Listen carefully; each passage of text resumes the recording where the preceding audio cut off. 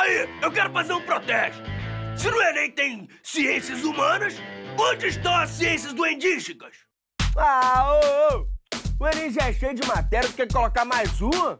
Eu apoio e me ofereço para dar a aula magna. Você é da época que a superfície da Terra estava esfriando. Vai dar no máximo a aula magma. Então roda aí a aula magma do seu Landuza.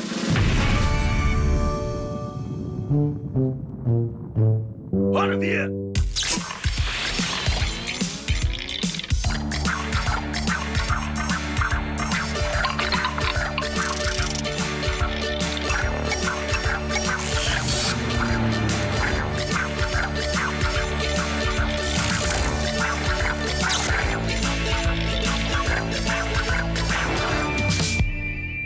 Hora do Enem no ar, falando de geografia. E uma das principais preocupações dessa matéria é o meio ambiente. Por isso, hoje a gente conversa com um geógrafo especializado na área. Ele é um dos criadores de um projeto de gestão de resíduos chamado Capim Selo Verde, João Vitor Daim. Daqui a pouco, porque antes a gente traça um mapa do Enem com a ajuda do professor Roberto Marques, é de casa. Tranquilo, Andy? Ei, tudo bem, e você? Tudo ótimo. Não dá pra tocar em geografia sem falar em urbanização. Principalmente hoje em dia, de 2000 para cá, a população mundial passou a ser muito mais urbana, segundo a própria ONU, então a gente tem que falar sobre urbanização, não tem saída. Mas além das causas desse processo, quais as principais consequências que o candidato deve prestar atenção?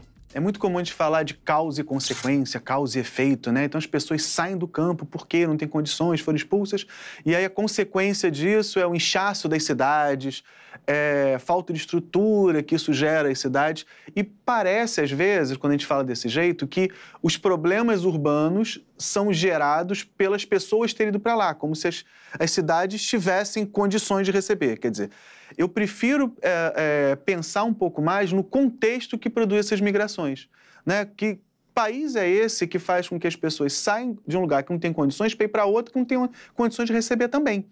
Então a pobreza sai de um lugar para ir para o outro, as más condições saem de um para o outro. Então é legal a gente pensar dessa maneira. E aí, bora ver a questão? Vamos lá. Roda aí. Vamos lá, galera, para mais uma questão, agora sobre urbanização do Brasil. A presença de uma corrente migratória por si só não explica a condição de vida dos imigrantes. Esta será somente a aparência de um fenômeno mais profundo, estruturado em relações socioeconômicas, muitas vezes perversas. É o que podemos dizer dos indivíduos que são deslocados do campo para as cidades e obrigados a viver em condições de vida culturalmente diferentes daquelas que vivenciaram em seu lugar de origem. O texto faz referência a um movimento migratório que reflete o ou a. Galera, esse texto faz referência a essa imagem. Quem está olhando para essa imagem percebe o quê? Isso é o êxodo rural, a saída do homem do campo para a cidade. Isso criou no Brasil e no mundo grandes problemas para as áreas urbanas. É difícil uma grande aglomeração urbana que não tenha problemas ligados à saída do homem do campo para a cidade, a saída do meio rural para áreas urbanas. As áreas urbanas, tanto no Brasil quanto no mundo, sempre enfrentaram problemas. Muitos já foram solucionados em algumas cidades, outros estão sendo e outros estão muito longe de ser. Atualmente, quem tem um grande problema com isso é a China. Boa parte das grandes cidades chinesas enfrentam esse problema em função da grande saída de pessoas do campo para morar em áreas urbanas, atraídas por supostas facilidades de emprego, supostas conveniências, facilidades que a cidade aparentemente tem. Às vezes a coisa funciona um pouquinho melhor para alguns, mas a saída do homem do campo para a cidade geralmente traz muitos problemas. Vamos ver alguns desses problemas. Problemas causados pelo êxodo rural. Acompanha aqui comigo. Primeiro, crescimento das moradias sem infraestrutura. Isso é clássico. De uma maneira geral, quando as cidades não estão bem preparadas e o êxodo rural é rápido, as cidades crescem desordenadamente e, consequentemente, nós temos muitas moradias sem estrutura de água, sem estrutura de eletricidade, sem pavimentação, sem um saneamento básico. Isso muitas cidades do mundo não têm saneamento básico. Cidades que às vezes a gente até custa acreditar. Exemplo, Florianópolis tem pouquíssimo saneamento básico. É uma das cidades do Brasil que é turística, que é muito bem vista e tem um péssimo índice de saneamento básico, né? Então, a gente acaba tendo problemas no crescimento em função de um crescimento rápido demais. Em questão de alguns anos ou décadas, a cidade dobra, triplica, quadruplica de valor em número de pessoas e a gente acaba tendo problema. Outro problema clássico é a falta de emprego. Muita gente vem para trabalhar, mas não encontra emprego. Isso acaba aumentando o subemprego. Isso acaba tendo um aumento muito grande daquele emprego informal, dos empregos não cadastrados, das pessoas não registradas. Isso gira numa economia muito informal. E, às vezes, nem emprego informal a pessoa consegue. E acaba, às vezes, complicando a situação, né, da sua família. E, às vezes, a gente não sabe aonde que essas pessoas vão conseguir e acabam tendo que depender, muitas vezes, de ajuda, né, de ONGs ou do próprio governo. Ok? Muito bem. O trânsito abarrotado, os engarrafamentos. Quando a gente tem a chegada de muita gente numa cidade, a gente acaba tendo, né, um maior fluxo de veículos, um maior fluxo de trânsito urbano, um maior fluxo até mesmo de pedestres, de ciclistas, de motociclistas, e a gente, normalmente, as cidades não crescem a contento, acabam não acompanhando. Então, o êxodo rural, ele não é que diretamente eles provoquem problemas na cidade, apenas ele, mas uma das causas dos problemas da cidade é sim a saída das pessoas do campo para viverem em áreas urbanas de uma maneira muito rápida e muito desordenada. Ok? Então o trânsito, realmente, dificilmente uma cidade cresce rapidamente e o trânsito fica contento. Quase todas as cidades do mundo têm problemas com o trânsito devido a um crescimento acelerado demais. Uma ou outra consegue acompanhar ou diminuir esse problema. Ok? Por último, a gente já falou aqui na falta de emprego, o crescimento do mercado informal, e tem mais um ainda, o crescimento do mercado informal e também o possível aumento da criminalidade. Como muita gente não se encaixa nem no emprego e nem no mercado informal, às vezes a criminalidade acaba aumentando. Infelizmente, é um caminho tortuoso, um caminho ruim, mas a criminalidade acaba aumentando. Então, moradia sem infraestrutura. No Brasil, nós chamamos de comunidade, de favelas. A gente evita usar um pouco esse termo, mas as comunidades, as favelas crescem quando o êxodo rural aumenta muito. A falta de emprego, o trânsito abarrotado, os engarrafamentos, o crescimento do mercado informal e um possível aumento da criminalidade. São todos motivos causados pelo êxodo rural, ok? Aqui tem uma frasezinha, né? Uma consequência, uma montagem aqui. O êxodo rural provoca, na maioria das vezes, problemas sociais. Cidades que recebem grande quantidade de imigrantes, muitas vezes, não estão preparadas para tal fenômeno. Os empregos não são suficientes, muitos migrantes partem para o mercado de trabalho informal e passam a residir em habitações sem boas condições. As favelas, os cortiços, hoje a gente chama de comunidade também, ok? Vamos lá então agora para a questão de uma vez por todas. Dito isso, dito o que eu falei, qual poderia ser a resposta dessa questão? Acompanha lá comigo. A letra D. A dinâmica experimentada por grande quantidade de pessoas que resultou no inchaço das grandes cidades. Ok? Muita gente saindo do campo e indo para as cidades buscando um bom trabalho, buscando uma melhor forma de vida. Ok, gente? Valeu, obrigado. Valeu, professor Rodrigo. Êxodo rural. Esse movimento migratório tem sido constante na história do nosso país, né, professor? Tem isso realmente bem constante na nossa história, apesar de algumas vezes ter um refluxo também. Isso acontece. A questão fala dos problemas causados pelo êxodo rural. Mas existem consequências boas, professor? Tem que ver para quem, né? E para quê? Porque encontro de gente de culturas diferentes é sempre interessante. A gente pode pensar que é sempre interessante, né? A gente tem, no Rio de Janeiro, por exemplo, tem um marco disso, está lá a Feira de São Cristóvão, né? Ligado a muitas pessoas que vieram do campo do Nordeste para cá. O que seria de São Paulo se não fossem, por exemplo, os nordestinos construindo aquela cidade, né? Isso é uma coisa muito interessante. E tem outros lados, né? O que seria, por exemplo, de as pessoas com mais dinheiro, de empresários e tal, sem essa mão de obra barata, que é muita gente.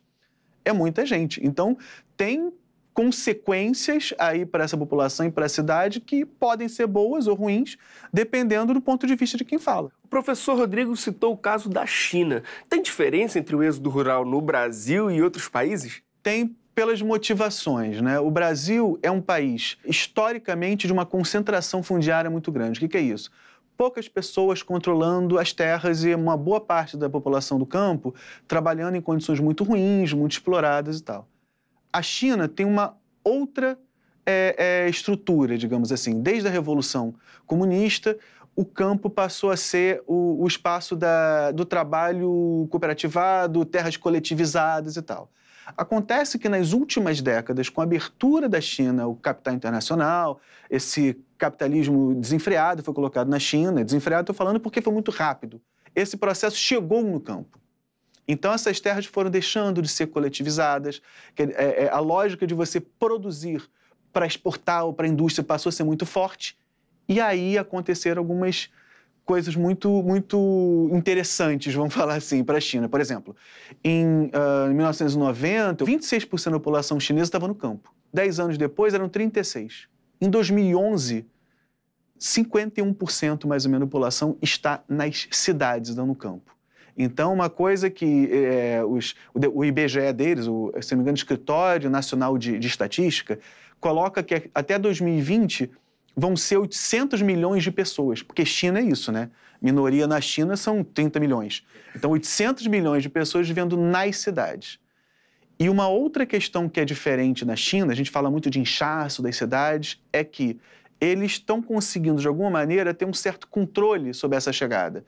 Então, nós não temos um processo de favelização em Beijing, né, Pequim, Xangai, como tem em Rio e São Paulo, como aconteceu.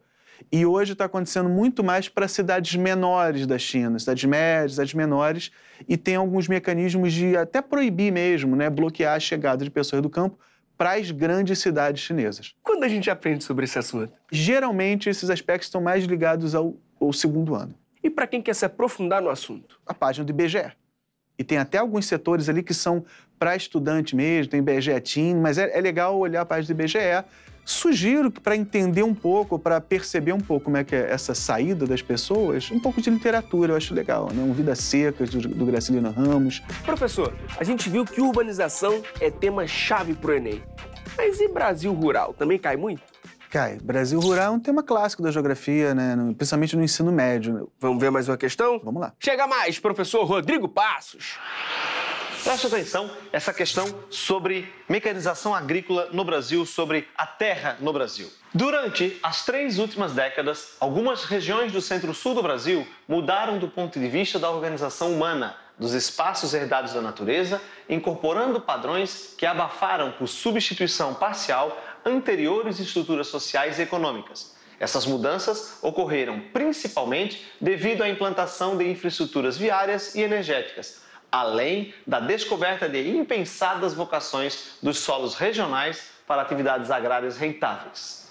A transformação regional descrita está relacionada ao seguinte processo característico desse espaço rural: modernização de métodos produtivos. Gente, a agricultura brasileira no Centro-Sul é a mais moderna que existe no Brasil.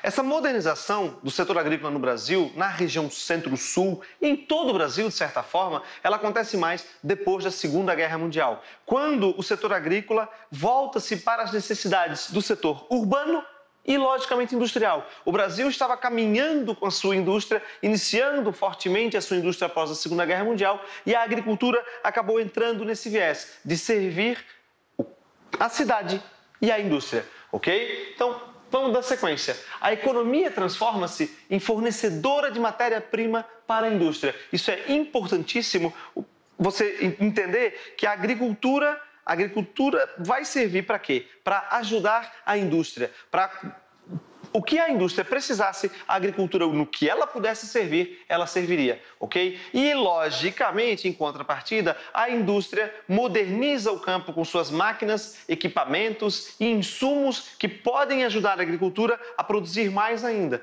Então, é uma via de dois lados. A agricultura supre a indústria no que ela precisa e a indústria supre a agricultura com máquinas, equipamentos, insumos, tudo o que a agricultura precisa para produzir ainda mais para a própria indústria, ok? Então, vamos em frente. Outro detalhe, esses são 3 produtos muito claramente ligados à indústria nacional, principalmente no início e, de certa forma, até hoje. A laranja, para a indústria de cítricos dos mais diversos tipos de indústria. A laranja vai desde um simples suco de laranja a uma gama enorme de produtos, tá? Inclusive produtos que podem estar ligados até cosméticos, ok? A soja, a indústria de óleos vegetais, tanto óleos vegetais comestíveis, como também óleos para a indústria de cosméticos, cito de novo, a cana-de-açúcar muito fortemente no Brasil ligada ao álcool combustível, ok? Principalmente nos anos 70 em diante, com o advento do pró-álcool no Brasil. E, logicamente, a indústria de açúcar para o mundo inteiro. Ok, gente? Então, isso é fundamental gravar dessa modernização. E mais um detalhe, a grande diferenciação que vai existir entre produtores rurais e familiares. Quando o campo começa a se modernizar, nós temos claramente isso. Há uma diferença clara entre produtor rural familiar e produtor rural empresarial. Fica muito clara essa diferença entre os tipos de produtor, ok? Muito bem. E para fechar, o consequente aumento da terra. O preço da terra aumenta muito, principalmente no Centro-Sul. Por quê? Porque as cidades e indústrias estão próximas do campo. Com essa facilidade de escoamento de produção, chegada de maquinário, essa troca rápida entre cidade, indústria e campo, o preço da terra no Brasil aumenta muito também, ok? Dá uma olhada nesse resumo agora. No Centro-Sul, espaço mais dinâmico do território brasileiro, onde encontramos as principais áreas de agricultura moderna. É também no Centro-Sul que estão instalados os maiores e mais desenvolvidos setores de comércio e serviços. Nisso tudo, as atividades industriais vão produzir a maior quantidade de mercadorias do país. Por isso que o Centro-Sul tem esse detalhe tão rápido e de giro entre agricultura, campo e indústria. Ok, galera? Mais uma então. Valeu, obrigado. Valeu, professor. A questão aborda a modernização agrícola na região centro-sul do Brasil. Mas isso muda muito de região para região? Muda porque quando a gente separa em regiões, significa que são espaços diferentes, né? Então tem características próprias cada lugar ali. Por exemplo, a região centro-sul, que a gente fala, que aí mexe centro-oeste, sul e sudeste, né? Essa geoeconômica centro-sul é a mais industrializada do país. Então, a agricultura, a produção agrícola, a estrutura do campo, de maneira geral, ela está associada também a esse processo de industrialização. Está associada ao escoamento, a questão de escoamento, por exemplo, sistema viário, sistema ferroviário, enfim, a presença de bancos. Então, isso tudo influencia na produção agrícola e na forma como ela está organizada. O professor disse que esse processo começou pós-Segunda Guerra, mas como ele evoluiu desde então? Aconteceram algumas questões importantes para a gente entender. Uma delas, por exemplo, os surtos de industrialização, a abertura, por exemplo, na época do Juscelino, né, abertura, entrada de multinacionais e tal, e essas coisas foram influenciando o campo. E nos governos militares, pós-64, houve uma certa atenção especial, muito própria daqueles governos, para a questão do campo, principalmente no que diz respeito à orientação da produção agrícola e da organização da estrutura fundiária, da divisão de terras e do uso dessas terras. E quais as consequências da modernização agrícola para outros setores da sociedade? Primeiro, a gente tem que pensar o que é modernização, porque a gente costuma associar modernização a uso de máquina. E não é especificamente isso. O uso de máquina é um elemento. Mas modernização passa, por exemplo, por mudança na relação de trabalho. Trabalho assalariado, né? E não aquelas relações semi-escravas ou então, assim, pré-capitalista, que a gente chama. Quando a gente fala de tornar o campo moderno, essa expressão está ligada ao seguinte: o campo vai ser produtivo para o mercado. A entrada de setores industriais no campo, porque a gente costuma falar que passou a ter mais máquina, novos insumos, mas não é à toa. Não é porque o fazendeiro, o grande fazendeiro, achou que isso é bom. Não, porque no mercado internacional, porque para você se adequar ao mercado, precisa ser mais produtivo. Então, você precisa se organizar de uma maneira, digamos assim, melhor, para ter mais lucro. E aí o pequeno proprietário não consegue se manter no meio dessa disputa. Uma consequência direta, a gente pode colocar, é o êxodo rural, mas não pela mecanização, mas pela mudança da estrutura produtiva no campo. Então dá para fazer uma conexão com a primeira questão que a gente viu aqui no programa, do êxodo rural? Direta, conexão direta com os dois, né? O êxodo rural, ele é motivado, nesse caso, por uma mudança da estrutura no campo. Não é assim, simplesmente uma expulsão, como foi, por exemplo, lá na época dos cercamentos de campos, dos campos na Inglaterra, antes da Revolução Industrial. Não. É muito mais motivado por uma mudança nas relações todas no campo, de trabalho, relação de produção, relação de propriedade com a terra. Qual é o assunto dessa questão? Na verdade, são dois. O principal é a organização do espaço agrário brasileiro. Como se organiza? Para quê? É para mercado? Quem controla isso? É para consumo interno? O outro assunto importante nessa questão são as regiões brasileiras, as diferenças internas no Brasil, diferenças regionais.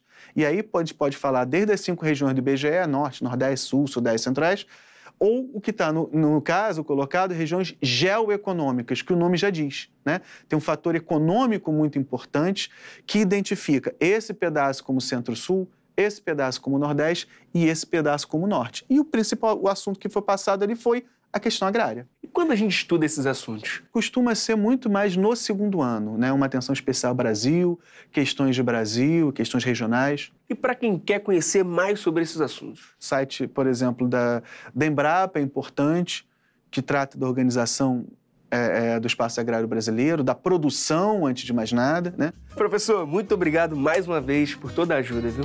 Eu que agradeço, valeu. Sabe aquele copinho de plástico que você usa para beber o seu café enquanto estuda?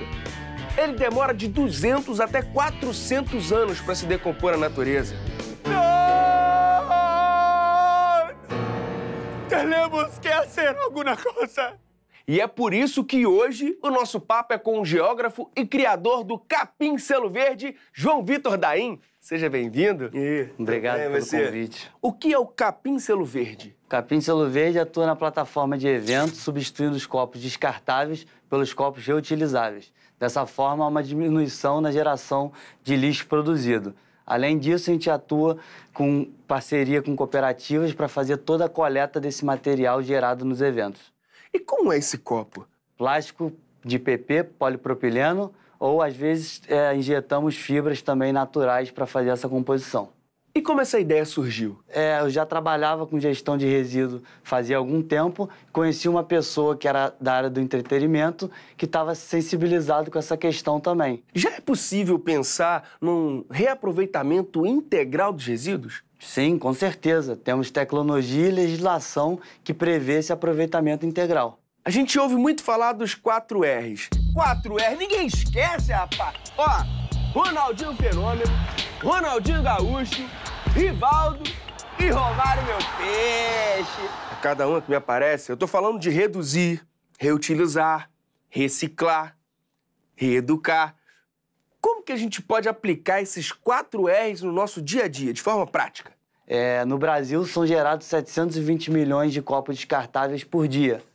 E existem já vários conceitos de garrafas e copos para se levar na bolsa ou até mesmo no bolso com você. Os 4 R's geralmente são uma preocupação do consumidor. Mas o que a empresa que coloca esses produtos no mercado pode fazer para ajudar? Elas devem criar incentivo para o descarte consciente por parte do consumidor. Dessa forma, o consumidor tem a opção de fazer esse descarte da forma certa. Cuidar do meio ambiente também é cuidar do ser humano, tô certo, João? Com certeza, cuidar do meio ambiente é cuidar da saúde pública e do bem-estar das pessoas. O Brasil é um dos maiores produtores de alimentos do mundo. De que forma isso impacta na produção de lixo e na degradação do meio? Como grande produtor, a gente tem um grande desperdício. As estimativas são 30 mil toneladas por dia. O descarte desse resto de alimento produz gás efeito estufa, que, disposto de forma irregular, prejudica de várias formas do meio. E qual é a melhor forma de disposição desse lixo? Dentro da política nacional, para o resíduo orgânico seria a compostagem, para os resíduos plausíveis de reciclagem, a reciclagem e depois o aterro sanitário. Os lixões já deveriam estar banidos desde 2014 pela nossa legislação. Pois é, essas são preocupações da Política Nacional de Resíduos Sólidos. Qual é a situação atual dessa legislação? Ela foi promulgada em 2010, após 20 anos de discussão no Congresso Nacional e, infelizmente, quase nenhuma das metas previstas foram cumpridas. Então, a gente está realmente engatinhando ainda na questão. João, muito obrigado pela presença e parabéns pela iniciativa, viu? Obrigado. Nada de desperdiçar tempo. Foca no Enem. Lá no nosso site você encontra um monte de conteúdo legal para te ajudar nessa missão. horadoenem.mec.gov.br. E até a próxima.